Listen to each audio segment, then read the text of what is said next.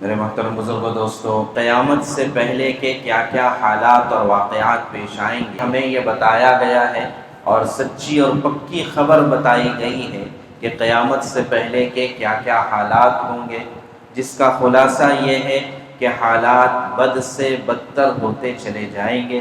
حالات جتنے اب خراب ہیں اور زیادہ خراب ہوتے چلے جائیں گے، اور قیامت کی دو طرح کی نشانیاں ہیں۔ ایک نشانیوں کو علامات کبریٰ کہا جاتا ہے، اور ایک نشانیوں کو علامات صغریٰ کہا جاتا ہے، چھوٹی علامتیں یا بہت پہلے آنے والی علامتیں۔ تو چھوٹی علامتوں کی تعداد بعض علماء کی تحقیق کے مطابق 130 ہے۔ 130 قیامت کی چھوٹی چھوٹی علامات، چھوٹی سے مراد وہ علامت چھوٹی نہیں ہوگی، لیکن وہ قیامت سے بہت پہلے واقع ہوں گی۔ جیسے چھوٹی علامتوں میں سے پہلی علامت ہے اللہ کے نبی صلی اللہ علیہ وسلم کا نبی بن کر تشریف لانا۔ تو ظاہر ہے کہ آپ کا نبی بن کر تشریف لانا کوئی چھوٹی بات نہیں ہے، لیکن بہت دور کی، بہت پہلے ہونے والی علامت ہے، اس لیے اس کو علامت صغریٰ کہا جاتا ہے۔ تو ایسی 130 علامات ہیں، اور پھر علامات کبریٰ یعنی جو واقعتاً بڑی بھی ہیں اور قیامت سے بہت قریب میں واقع ہونے والی ہیں، ایسی 10 علامات ہیں احادیث میں جن کا ذکر ملتا ہے۔ تو بات ہماری یہ چل رہی ہے کہ حالات بد سے بدتر ہوتے چلے جائیں گے، اور قیامت کی جو نشانیاں ہیں، بڑی بڑی نشانیاں خاص طور سے وہ ظاہر ہوتی چلی جائیں گی۔ تو ہمارے ایمان کا تقاضا یہ ہے، اور اسی طرح دین کی معلومات کا اور دین کی وسعت کا تقاضا یہ ہے کہ ہم ان علامتوں کو بھی جانیں، ان حالات کو بھی معلوم کریں، تاکہ جس طرح کے بھی حالات پیش آ جائیں اس میں ہم اپنے ایمان اور اعمال پر استقامت کے ساتھ جم سکیں۔ یہ مقصد ہے ان تمام چیزوں کے تذکرے کا بھی، اور احادیث میں بھی یہ باتیں اسی وجہ سے بیان کی گئی ہیں۔ تو بہرحال ان 10 بڑی علامتوں میں سے ایک علامت یہ بھی ہے کہ الملحمۃ الکبریٰ، بڑی بڑی بھیانک اور خوفناک جنگیں ہوں گی پوری دنیا میں۔ اور پھر اس کے بعد ذکر آتا ہے امام مہدی کے ظاہر ہونے کا۔ چنانچہ امام مہدی کیا ہے، کون ہوں گے، کہاں سے آئیں گے، کیا حالات پیش آئیں گے، آ کر کیا کارنامہ انجام دیں گے، اس سے متعلق تمام باتیں اس سے پہلے آ چکی ہیں۔ اور پھر اس کے بعد امام مہدی کے ظہور کے بعد بڑی علامتوں میں سے ایک علامت، یا 10 بڑی علامتوں میں سے ایک بڑی علامت ہوگی دجال کا ظاہر ہو جانا۔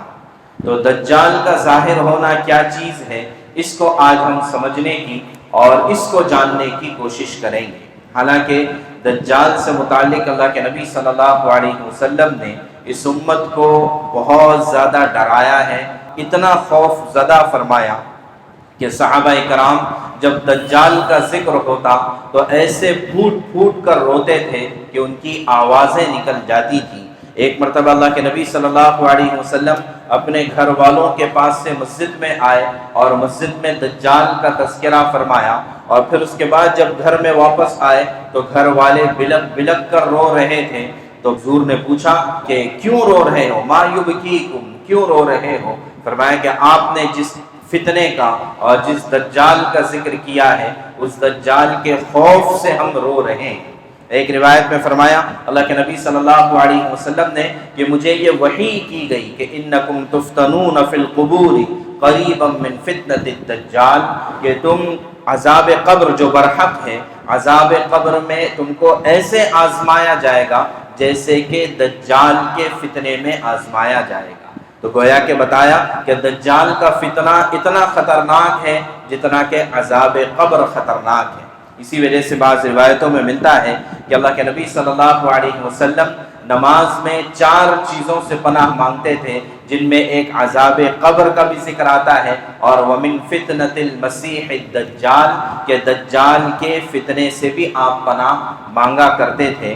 اسی طرح ایک روایت میں یہ ملتا ہے کہ آدم علیہ السلام کی پیدائش سے لے کر قیامت کے برپا ہونے تک ان دونوں کے درمیان یعنی انسانیت کے وجود میں آنے سے لے کر ختم ہونے تک سب سے بڑا فتنہ جو ہے وہ دجال کا فتنہ ہوگا۔ چنانچہ ایک واقعہ ملتا ہے صحابہ کے زمانے میں کہ کچھ اس طرح کے حالات اور واقعات پیش آئے کہ بعض لوگوں نے کہہ دیا کہ خرج الدجال، دجال نکل آیا ہے۔ صحابہ کا زمانہ تھا یا تابعین کا زمانہ تھا، تو ایک صحابی ہیں صعب ابن جسامہ رضی اللہ عنہ، انہوں نے کہا کہ نہیں ابھی دجال نہیں آئے گا، اس کی فکر نہ کرو۔ کیوں؟ اس لیے کہ میں نے اللہ کے نبی صلی اللہ علیہ وسلم سے سنا ہے، آپ نے فرمایا تھا لا یخرج الدجال حتی یدخل الناس ذکرہ، کہ دجال اس وقت نکلے گا جب لوگ اس کو بھول چکے ہوں گے۔ آگے فرمایا وحتی تترک الائمۃ ذکرہ علی المنابر، کہ ائمہ حضرات بھی ممبروں پر اس کا تذکرہ چھوڑ دیں گے، تب اچانک دجال نکل کر آئے گا، ابھی اتنی جلد بازی نہ کرو۔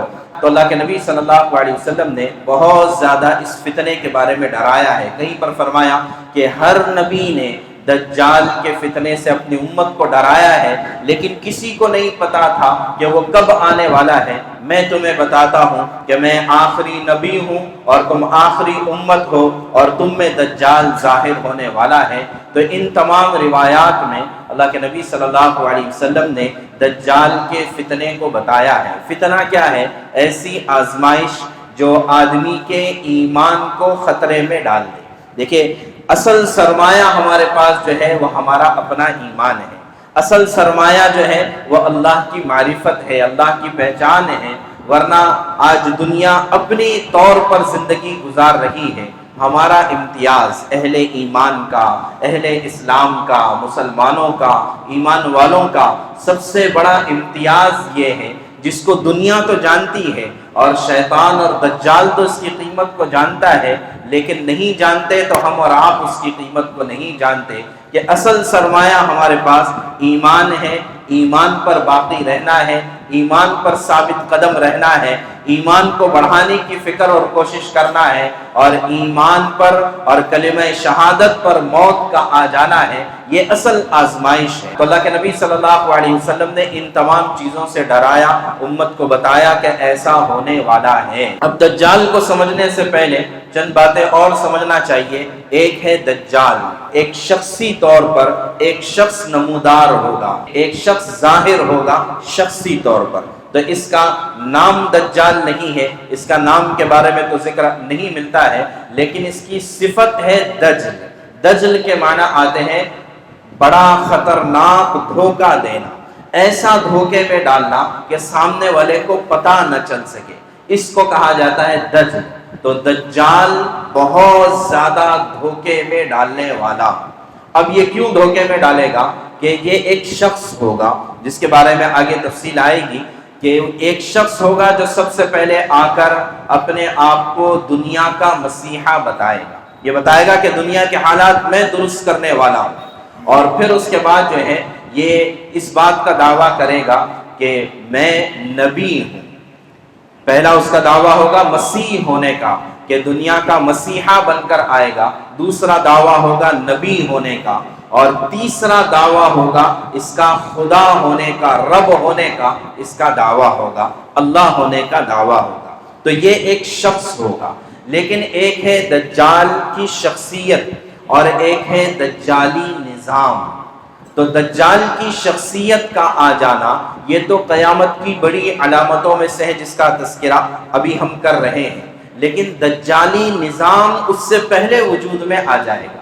دجالی نظام یعنی ایسا نظام، ایسا سسٹم جو دجال کی آئیڈیالوجی اور اس کے نظریے کی تائید کرے گا، اور جو دجال کو سپورٹ کرے گا، اور دجال اس نظام سے فائدہ اٹھائے گا۔ تو یہ دجالی نظام یہ بہت پہلے وجود میں آ چکا ہوگا دجال کے ظاہر ہونے سے پہلے، اور خاص طور سے یہ جو زمانے سے ہم گزر رہے ہیں یہ دجالی نظام کا زمانہ ہے، اور اس کا تذکرہ صرف ہم کر رہے ہیں یا ہم اس پر یقین رکھتے ہیں ایسا نہیں، بلکہ جو گلوبل لیڈرز کہلاتے ہیں، جو دنیا کے بڑے لوگ کہلاتے ہیں وہ لوگ بھی اپنی تقریروں میں، اپنے مذاکروں میں اس چیز کا ذکر کرتے ہیں، جس کو وہ کبھی نیو ورلڈ آرڈر کے نام سے بتاتے ہیں، کبھی اور چیزوں کے نام سے یہ الفاظ اور کلمات ہوتے ہیں، وہ حقیقت میں دجالی نظام کو بتانا چاہتے ہیں۔ اچھا، یہ دجالی نظام ہوگا کیا؟ اس کو اگر سمجھنا ہے تو سمجھنے کے لیے بہت آسان طریقہ، ایک ہے مادیت کا نظام، ظاہری اسباب کا نظام، اور ایک ہے ایمانیات اور روحانیات کا نظام۔ تو دجالی نظام اصل میں مادیت پرستی کا نام ہے، آسان الفاظ میں سمجھانے کے لیے، اور جو ہے اس کے مقابل میں ایمانیات ہے، اس کے مقابل میں روحانیت ہے۔ تو حقیقت میں دجالی نظام اور ایمانی نظام کا تقابل جو ہے وہ حقیقت میں مادیت اور روحانیت کا تقابل ہے۔ دوسرے الفاظ میں یہ بھی کہہ سکتے ہیں کہ حق اور باطل کا تقابل ہے۔ تو اب جہاں کہیں بھی ایمان ہوگا یا ایمانی مذاکرہ ہوگا یا ایمانی زندگی ہوگی، وہاں پر دجالی نظام کوئی جو ہے نقصان نہیں پہنچا پائے گا۔ دیکھیے کہ یہ دجال کتنا بھی بڑا فتنہ ہو، اور ظاہر ہے کہ سب سے بڑا دجال جو ہے وہ شیطان ہے، تو چاہے شیطان ہو چاہے دجال ہو، اللہ تبارک تعالیٰ دجال کو ایسی طاقت عطا فرمائیں گے اور ظاہری اسباب اور وسائل پر پوری قدرت عطا فرمائیں گے، اور یہ ایسے ہی سارے نظام پر کنٹرول کرے گا جیسے کہ انبیاء کرام علیہم السلام دنیا میں آ کر معجزات بتاتے تھے۔ ظاہر ہے کہ معجزات جو ہوتے تھے وہ کوئی عام انسان نہیں کر سکتا تھا، خاص طور سے حضرت عیسیٰ علیہ نبینا علیہ السلام کے مردوں کو زندہ کر دیتے تھے، مادرزاد جو اندھے ہیں، کوڑ کے مریض ہیں یا لا علاج بیماریوں کے شکار ہے، ان پر ہاتھ پھیر دیتے اور اس کے بعد وہ صحیح سالم ہو جاتے۔ اسی طرح صالح علیہ السلام، موسیٰ علیہ السلام اور جتنے بھی نبی آئے ہیں، خود اللہ کے نبی صلی اللہ علیہ وسلم چاند کے 2 ٹکڑے کر دینا اور بے شمار یہ معجزات لے کر انبیاء کرام علیہ السلام آیا کرتے تھے، لیکن ان کے ساتھ اللہ کی تائید اور مدد ہوتی تھی، اور ان کا مقصد، ان معجزات کا مقصد ہوتا تھا لوگوں کو اللہ سے جوڑنا، لوگوں کو ایمان پر لانا، یہ معجزات کا مقصد ہوتا تھا۔ لیکن جو ہے یہ جو دجالی نظام ہے، اس کا مقصد اللہ سے قریب کرنا نہیں بلکہ اللہ سے دور کرنا ہوگا۔ تو اب جو ہے اللہ تبارک و تعالیٰ اس دجال کو وہ تمام طاقتیں اور قدرتیں عطا فرمائیں گے جو بظاہر انبیاء کرام علیہ السلام کو دی جاتی تھی، لیکن ظاہر ہے کہ معجزات کے ساتھ اور انبیاء کے ساتھ اللہ کی تائید اور طاقت ہوتی تھی، اور یہاں پر اللہ سے دور کرنے کے لیے ان تمام وسائل اور اسباب کو یہ استعمال کرے گا۔ اب یہ آزمائش کیسے ہوگی یہ بھی سمجھ میں آتی ہے بات، کہ خاص طور سے ہمارے زمانے میں اگر ہم دیکھیں کہ سائنس اور ٹیکنالوجی کے ذریعے سے ظاہری اسباب کو کنٹرول میں کیا جاتا ہے، ظاہری اسباب پر تسلط حاصل کیا جاتا ہے، اس کو مسخر کیا جاتا ہے۔ جیسے لوہا پہلے بھی موجود تھا، لیکن لوہے کو مسخر کر کے کبھی اس کو ہوا پر اڑایا گیا، کبھی اس کو سمندروں میں چلایا گیا، کبھی اس کے ذریعے سے فلک بوس عمارتیں بنائی گئی۔ تو یہ کیا ہوا؟ یہ تسخیر ہو گئی۔ یہ ایک چیز موجود تھی، اس کو کنٹرول میں کیا گیا اور اس کا پھر استعمال کیا گیا۔ تو ظاہر ہے کہ یہ سائنس اور ٹیکنالوجی کہیں نہ کہیں آدمی کے اندر، جو اللہ کو نہیں مانتے ہیں ان کی بات ہے، آدمی کے اندر خدائی تصور پیدا کرتی ہے کہ میرے ہاتھ میں یہ چیز ہے، میرے ہاتھ میں یہ کنٹرول ہے۔ ہمارے آپ کے ہاتھ میں کچھ نہیں ہے، اس لیے یہ تصور نہیں پیدا ہوتا۔ ہمارا آپ کا اللہ پر ایمان ہے، اس لیے یہ نہیں تصور ہوتا۔ لیکن آپ غور کریں کہ جو دل اور دماغ اللہ کی ذات سے خالی ہے بلکہ اللہ کا منکر ہے، اب اس کے ہاتھ میں جب کسی چیز کا کنٹرول آئے گا تو سوائے خدائی تصور کے اور کیا پیدا ہوگا؟ تو لہٰذا یہ جو سائنسی تحقیقات بظاہر یہ جو ہمیں نظر آ رہی ہے، یہی کہیں نہ کہیں آگے جا کر دجال کے آلہ کار بن جائیں گے۔ مثال کے طور پر حدیث پاک میں آتا ہے کہ دجال کو اتنا کنٹرول حاصل ہوگا کہ وہ جہاں جائے گا وہاں پر بارش برسا دے گا۔ تو ظاہر ہے کہ کیا اس وقت سائنسی تحقیقات اس پر نہیں چل رہی ہیں کہ جب چاہے تب بارش کیسے برسائی جائے، صحراؤں میں بارش کیسے برسائی جائے، اس پر یہ ٹیکنالوجی موجود ہے اور مصنوعی بارش آج دنیا میں کئی جگہوں پر برسائی جا رہی ہے۔ اسی طرح جو ہے اللہ تعالیٰ دجال کو یہ قدرت عطا فرمائیں گے کہ وہ 40 دن میں پوری دنیا کا سفر کرے گا اور ہر ایک شہر میں جائے گا سوائے حرمین شریفین کے، مکہ اور مدینے کے، یہاں وہ داخل نہیں ہو سکتا ہے۔ 40 دن میں پوری دنیا کا سفر کرنا اس زمانے میں تصور نہیں ہو سکتا تھا کہ 40 دن میں پوری دنیا کا سفر ہو سکتا ہے۔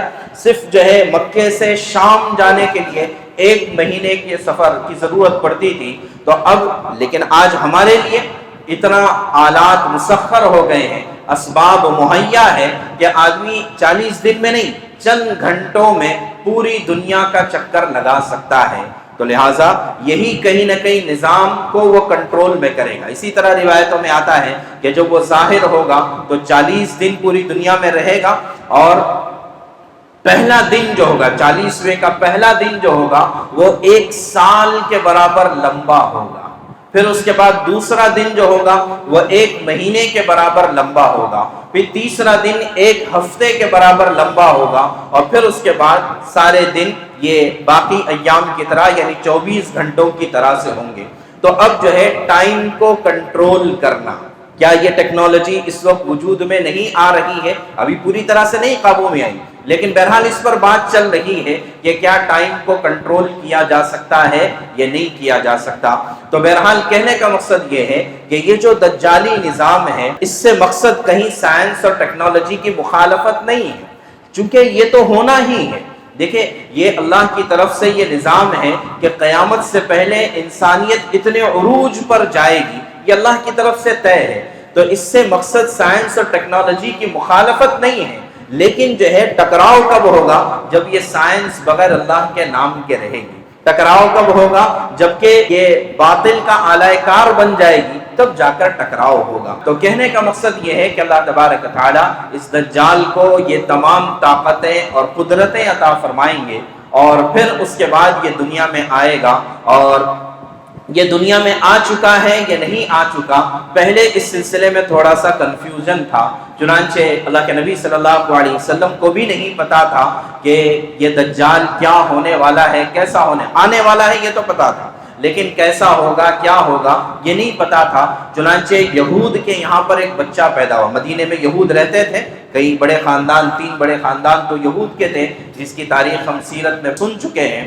تو وہاں پر ایک بچہ پیدا ہوا، اور دجال کی جو فزیکل علامتیں ہیں، جو جسمانی علامتیں ہیں، سوائے آنکھ کے، حدیث پاک میں آتا ہے کہ دجال یہ کانا ہوگا۔ کانا کا مطلب اس کی سیدھی آنکھ جو ہے پچکی ہوئی ہوگی، اور الٹی آنکھ سے صرف وہ دیکھے گا۔ چنانچہ اس وقت ایک آنکھ کو پروموٹ کیا جانا، یہ بھی کہیں نہ کہیں دجالی نظام کا ایک حربہ ہے۔ تو بہرحال اللہ کے نبی صلی اللہ علیہ وسلم کو پتا چلا کہ یہود کے یہاں پر ایک بچہ پیدا ہوا ہے، جس کے بظاہر جو جسمانی علامتیں ہیں وہ اس میں پائی جاتی ہیں، اور وہ کچھ ایسی باتیں بھی کرتا ہے جو یا تو ہم اس کو اول فول کہہ سکتے ہیں، یا یہ کہ کچھ ایسی باتیں کرتا ہے جو عام انسان یا عام بچہ نہیں کر سکتا۔ ابن الصیاد اس کا نام آتا ہے۔ تو حضرت عمر رضی اللہ عنہ فرماتے ہیں کہ اللہ کے نبی صلی اللہ علیہ وسلم ہم کو لے کر وہاں پر گئے، اور جا کر ابن الصیاد سے بات کی، جبکہ اس کی عمر اس وقت تک 13-14 سال کی، قریب البلوغ ہو چکا تھا۔ تو اللہ کے نبی صلی اللہ علیہ وسلم نے جا کر اس سے بات چیت کی، اس سے پوچھا اتشہد انی رسول اللہ، کیا تو گواہی دیتا ہے کہ میں اللہ کا رسول ہوں؟ تو اس نے کہا اشہد انک رسول الامیین، ہاں میں گواہی دیتا ہوں تم امیین کے رسول ہو۔ اس لیے کہ یہود اپنے آپ کو پڑھا لکھا کہتے تھے، عربوں کو جاہل اور امی کہتے تھے، تو اس نے کہا کہ ہاں تم امیین کے رسول ہو، اور کچھ اس طرح کی باتیں کی۔ تو حضرت عمر کو غصہ آیا، حضرت عمر نے فرمایا کہ اللہ کا رسول اجازت دیں، ان کی تلوار تو تیار رہتی تھی، اجازت دیں کہ اس کی گردن اڑا دوں۔ فرمایا کہ نہیں، تمہیں یہ پتہ نہیں کہ دجال ہی ہے یا نہیں، یقینی طور پر، تو لہٰذا اس کو قتل کر کے کوئی فائدہ نہیں، اور اگر واقعی یہ دجال ہے تو میں اس کے لیے کافی ہوں۔ کیوں؟ اس لیے کہ اللہ کے نبی صلی اللہ علیہ وسلم تو سراپا حق ہے، حق کی ساری تائید حضور کے ساتھ ہے، تو حضور کے رہتے ہوئے دجال کچھ نہیں کر سکتا ہے۔ اور پھر جو ہے وہی واقعہ جو میں نے سنایا کہ اہل بیت، اللہ کے رسول کے گھر والے، وہ رو رہے تھے دجال کا تذکرہ سن کر، تو حضور نے ان کو بھی یہی تسلی دی کہ فَأَنَا حَجِيجُهُ، اگر میرے زمانے میں وہ آ گیا تو میں کافی ہوں اس کے لیے، اور اگر جو ہے میرے بعد آ گیا تو تمہارے لیے یہ تمام چیزیں کافی ہیں۔ وہ کیا ہے؟ کئی چیزیں حضور نے بتائی، جن میں سے ایک ہے سورہ کہف کی تلاوت کر دینا تمہارے لیے کافی ہے۔ چنانچہ اس کا تذکرہ اس سے پہلے بھی آیا، جمعہ کے دن سورہ کہف کا اہتمام کرنا، اس کے فضائل میں سے ایک فضیلت یہ ہے کہ اس ہفتے میں اگر دجال بھی ظاہر ہو گیا، اللہ تعالیٰ تمام فتنوں سے اس پڑھنے والے کی حفاظت فرمائیں گے۔ اور بعض روایتوں میں پہلی 10 آیات کے یاد کرنے کا یا آخری 10 آیات کے یاد کرنے کا ذکر ہے۔ کیا بہتر ہو ہم سورہ کہف کو پورا یاد کر لیں، یا پہلی 10 آیات کم سے کم یاد کر لیں، آخری 10 آیات کم سے کم یاد کر لیں، تو پھر جو ہے دجال کے فتنے سے بچنا آسان ہوگا۔ تو بہرحال پہلے اللہ کے نبی صلی اللہ علیہ وسلم ابن السیاد کے بارے میں گمان تھا کہ شاید یہ دجال تو نہیں، لیکن حضور نے ملاقات کے بعد فرمایا کہ نہیں، اس کے بارے میں کوئی یقینی بات نہیں کہی جا سکتی۔ پھر اس کے بعد ایک صحابیہ ہے غالباً اسماء بنت ابی بکر رضی اللہ عنہا، یہ فرماتی ہے کہ ایک مرتبہ اللہ کے نبی صلی اللہ علیہ وسلم نے آواز لگائی، الصلاۃ جامعہ، آؤ بھائی نماز پڑھ لو، نماز پڑھ لو۔ سارے لوگ نماز پڑھنے کے لیے آ گئے، یعنی اذان دی گئی، نماز ہو گئی۔ ظاہر ہے کسی نماز کا وقت ہوا ہوگا، تو اب نماز کے بعد، اس لیے کہ حضور کی عام معمول یہی تھا کہ اب نماز میں جب لوگ جمع ہوتے تو پھر کوئی تقاضا یا اہم بات ہوتی تو اس کو لوگوں کے سامنے پیش فرماتے۔ تو جب نماز ہو گئی تو حضور منبر پر آ کر بیٹھ گئے اور فرمایا کہ میں تمہیں کسی تقاضے کے لیے یہاں پر میں نے تم کو نہیں جمع کیا ہے، بلکہ ایک واقعہ ہوا ہے، وہ واقعہ تمہیں سنانے کے لیے جمع کیا ہوں کہ یہ ایک ہمارے پاس شخص آئے ہیں، ان کا نام تمیم داری ہے، یہ پہلے نصرانی تھے، یہ اب مسلمان ہو گئے ہیں، میرے ہاتھ پر انہوں نے بیعت کی، اسلام قبول کیا، اور یہ تمہیں ایک واقعہ سنانے والے ہیں، اور یہ واقعہ وہی ہے جس کا میں دجال کے واقعے میں ذکر کیا کرتا تھا۔ چنانچہ حضرت تمیم داری کو حضور نے بلایا اور صحابہ کے سامنے حضرت تمیم داری رضی اللہ عنہ نے اپنا واقعہ بیان فرمایا۔ مسلم شریف نے بڑی تفصیل کے ساتھ یہ واقعہ منقول ہے، اور تمیم داری رضی اللہ عنہ یہ مسلمان ہو رہے ہیں سن ہجری 9 میں، یعنی اخیر میں جا کر یہ مسلمان ہوئے۔ یہی وہ تمیم داری ہیں جنہوں نے سب سے پہلے مسجد نبوی میں چراغ جلایا تھا، دیا جلایا تھا، ورنہ 9 سال تک کسی کو خیال ہی نہیں آیا کہ مسجد میں لائٹ لگانے کی ضرورت ہے۔ ہمارے یہاں سب سے پہلے مسجد میں لائٹ، پنکھے کا انتظام، پانی اور چٹائی کا انتظام ہونا ضروری، لیکن وہاں پر یہ تھا کہ مسجد کے اندر کے اعمال ضروری تھے، مسجد کی در و دیوار پر اتنا توجہ نہیں ہوتی تھی۔ تو بہرحال یہی وہ تمیم داری ہیں۔ انہوں نے واقعہ سنایا کہ ہم لوگ جو ہے سفر پر نکلے، بحری سفر پر، پانی کے سفر پر، سمندری سفر پر ہم نکلے، لیکن طوفان آ گیا اور ہماری کشتی اپنے رخ سے ہٹ گئی، اور پھر 1 مہینے تک ہم سفر کرتے رہے، ہمیں کوئی کنارہ نہیں ملا، یہاں تک کہ پھر ایک جزیرہ ہمیں نظر آیا۔ ہم اس جزیرے پر جا کر اترے، ہم چند لوگ ساتھ میں تھے، وہاں پر جا کر اترے تو اس جزیرے پر نہ کوئی آدم نہ آدم زاد، یعنی کوئی وہاں پر، لیکن وہ جزیرہ ہرا بھرا جزیرہ تھا۔ تو ظاہر ہے کہ یہ 1 مہینے کے پریشان مسافر، ان کے لیے کسی جنت سے کم نہیں تھا۔ بہرحال اترے، لیکن اترنے کے بعد جب انہوں نے وہاں سے ظاہر کھانے پینے کی کچھ چیزیں لینی چاہی تو اچانک ایک جانور نمودار ہوا، ایسا جانور جو پورا جسم اس کا بالوں سے بھرا ہوا تھا، اور اتنا بھرا ہوا تھا کہ اس کے آگے کا حصہ کون سا اور پیچھے کا کون سا حصہ یہ بالوں کی کثرت کی وجہ سے پتہ نہیں چل رہا تھا۔ اور اس نے آ کر ہم سے بات کی، کہا کہ تم کون لوگ ہو؟ کہا کہ بھائی ہم عرب کے مسافر ہیں، راستہ بھٹک کر یہاں پر آئے ہیں۔ ہم نے اس سے پوچھا تو کون ہے؟ اس نے کہا انا الجساسہ، کہ میں جو ہے جساسہ ہوں، جاسوسی جانور ہوں۔ اب یہ کیا ہے اس کی کوئی حقیقت اللہ ہی بہتر جانتے ہیں، لیکن اس جساسہ نے کہا کہ ایک آدمی ہے جو تمہارا بہت زیادہ انتظار کر رہا ہے، تم اس کے پاس چلو۔ چنانچہ اس کے پاس ہم لوگ گئے، ایک صومعہ تھا، عبادت گاہ تھا، یا کوئی ایسی عمارت تھی جس کے اندر ایک بڑا دیو بھیکل آدمی وہاں پر تھا، جس کے ہاتھ اور پیر زنجیر سے بندھے ہوئے تھے۔ اس کے سامنے جب ان کو لایا گیا، جس نے پوچھا کہ تم کون لوگ؟ انہوں نے کہا کہ ہم عرب سے بھٹکے ہوئے مسافر ہیں۔ اس نے پوچھا کہ اچھا عرب سے آئے ہو، یہ بتاؤ کہ بحیرہ طبریہ یہ اس میں پانی موجود ہے کہ نہیں ہے؟ انہوں نے کہا ہاں بحیرہ طبریہ میں پانی موجود ہے اور بے شمار پانی ہے۔ بحیرہ طبریہ کیا ہے؟ آگے آئے گی بات۔ پھر اس نے پوچھا کہ نخل بیسان کیسا ہے؟ کہا نخل بیسان یعنی بیسان ایک علاقہ ہے، نخل وہاں کے کھجوروں کے باغات ہیں، کہا کہ خوب کھجور آ رہے ہیں، خوب پھل رہا ہے۔ کہا کہ عین زغر کا کیا حال ہے؟ زغر بھی ایک مقام ہے، وہاں کا پانی کا چشمہ ہے، کہا کہ خوب پانی نکل رہا ہے، کہا کہ ایک وقت آئے گا عین زغر بھی خشک ہو جائے گا، بحیرہ طبریہ بھی سوکھ جائے گا، اور نخل بیسان بھی ویران ہو جائے گا۔ یہ سب کہاں ہیں؟ یہ عین زغر، نخل بیسان اور بحیرہ طبریہ جسے سی آف گیلیلی کہا جاتا ہے، یہ سب اس وقت کے موجودہ اسرائیل میں موجود ہے۔ اس نے کہا کہ یہ سب ختم ہونے والا ہے، اور پھر پوچھا کہ کیا نبی امی ظاہر ہو گئے ہیں؟ انہوں نے کہا ہم نے تو سنا ہے، اب یہ ایمان نہیں لائے تھے، کہا ہم نے تو سنا ہے کہ وہ ظاہر ہو گئے ہیں اور مکہ سے چل کر یثرب آ گئے ہیں۔ تو اس نے پوچھا کہ عربوں نے ان کے ساتھ کیا معاملہ کیا؟ کہا کہ بڑی لڑائیاں کی، لیکن آج حال یہ ہے کہ عرب سب ان کے سامنے سر نگوں ہیں، یعنی ان کی اطاعت قبول کر رہے ہیں۔ تو ظاہر ہے کہ یہ واقعہ سن ہجری 9 سے پہلے کا، یعنی فتح مکہ کے بعد کا یا آس پاس کا، یعنی جو ہے عرب کے فتوحات کے زمانہ غالباً ہے یہ۔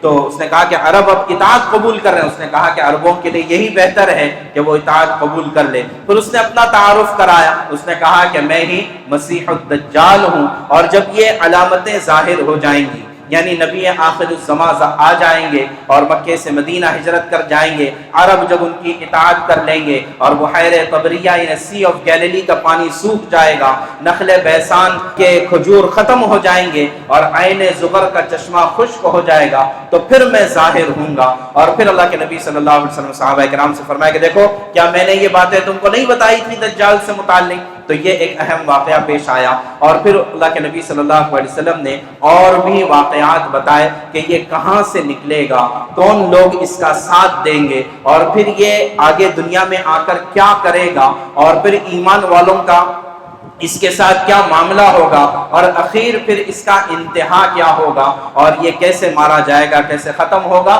ان تمام چیزوں کو بھی اللہ کے نبی صلی اللہ علیہ وسلم نے بڑی تفصیل سے بتایا ہے۔ خلاصہ یہ ہے کہ یہ ساری جنگ، سارا معرکہ جو ہے ایمان اور نفاق کا ہے۔ ساری جنگ جو ہے یہ روحانیت اور مادیت کی ہے، یہ ساری جنگ جو ہے حق اور باطل کی ہے، جس کو کہا جاتا ہے کہ ایک تو جو ہے فزیکل جنگ بھی ہے یہ، لیکن ساتھ ساتھ میں یہ ایک ذہنی جنگ بھی ہے، یہ الغزو الفکری ہے، یہ ایک فکری جنگ ہے کہ جو ہے دنیا کا اس وقت کا نظام، پورا نظام اس بات کی کوشش میں ہے کہ ایمان سے دور ہٹایا جائے، اللہ کا انکار کرا دیا جائے اور اعمال سے دور کر دیا جائے، اور ساری ہماری محنت اور آزمائش اور ساری ہماری کوشش اور تگ و دو اور ساری ہماری قربانیوں کا خلاصہ یہ ہونا چاہیے کہ میرا ایمان بچ جائے، مجھے ایمان پر استقامت ہو جائے، اور پھر یہ ایمان کی فکر اور محنت پر میں بھی جم جاؤں، اور سارے ایمان والوں کو بلکہ ساری انسانیت کو ایمان پر لانے کی فکر اور کوشش کیسے ہو، اس میں لگ جانا، یہی ساری دجالیت کے نظام کو ختم کرنے کا راستہ اور خلاصہ ہے۔ تو لہٰذا بہت سارے لوگ ہیں کہ جو ان معلومات کے چکر میں تو بہت پڑھتے ہیں کہ یہ بھی دجال ہے، یہ بھی دجال ہے، یہ بھی دجالی نظام ہے، اور ایسا دجال آئے گا، ویسا کرے گا۔ دیکھیں احادیث میں ہمیں ساری باتیں تو بتائی گئی ہیں، لیکن علامات کے ذریعے بتائی گئی ہیں، تعیین کے ساتھ نہیں کہ یہی چیز دجال ہے، ایسا نہیں ہمیں بتایا گیا۔ تو لہٰذا ہمیں انہی چیزوں پر ایمان لانا ہے جو حدیث پاک میں آئی ہے۔ ہمارا کام دجالیت کی تعیین کرنا نہیں ہے، لیکن اس کے دجال اور دجالی نظام سے اپنے کو اور اپنے گھر والوں کو آخری درجے میں کم سے کم بچانا، یہ ہمارا کام ہے، اور اس کا راستہ صرف اور صرف ایمان ہے، اس کا راستہ صرف اور صرف اللہ کی طرف لوٹ کر آنا ہے۔ فَفِرُّوا إِلَى اللَّهِ، چاہے دیکھیں شیطان ہو یا دجال ہو، یہ شیطان کب بھاگتا ہے؟ حالانکہ اللہ نے شیطان کو بھی بڑی طاقتیں دی ہیں، لیکن وہ کب بھاگتا ہے؟ جیسے اذان کی آواز سنتا ہے، اللہ اکبر کی صدا سنتا ہے، حدیث پاک میں آتا ہے کہ ہوا خارج کرتا ہوا یہ اتنا دور بھاگتا ہے کہ جہاں تک اس کو آواز سنائی نہ دے سکے۔ تو یہ سارا نظام ختم ہو جانا ہے ایک اللہ اکبر کے کہنے پر اور ایک لا الہ الا اللہ کے کہنے پر۔ تو لہٰذا اس کی طرف ہم کو آنے کی ضرورت ہے۔ اللہ تبارک و تعالی ہمیں صحیح معنوں میں ایمان والا بھی بنا دے، اور اللہ تعالی ہمیں اپنے ایمان پر استقامت اور جو ہے سلامت عطا فرمائے، اور جو ہے اللہ تعالی ہم سب کا خاتمہ ایمان پر نصیب فرمائے، ایمان اور ایمان کی محنت کے ساتھ ہمیں جڑے رکھنے کی توفیق عطا فرمائے، اور قیامت تک آنے والی ہماری نسلیں ایمان پر قائم اور باقی رہیں۔ اللہ تعالیٰ اس کے فیصلے فرمائیں۔ وآخر دعوانا الحمد للہ رب العالمین۔